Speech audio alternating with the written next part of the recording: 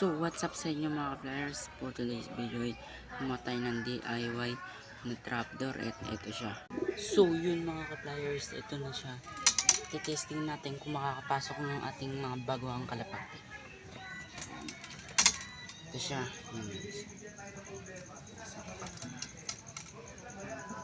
So yun guys, good naman yung result.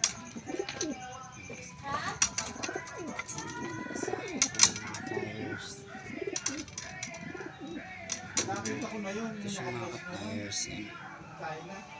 Testing. So yun mga ka-pliers, goods na naman. Ito namang isa natin na white light, yan, testing. Di pa siya medyo makapasok mga ka-pliers. Nasuporta natin yan. So yun mga ka-pliers, dito na magtatapos ang ating video. Bye bye.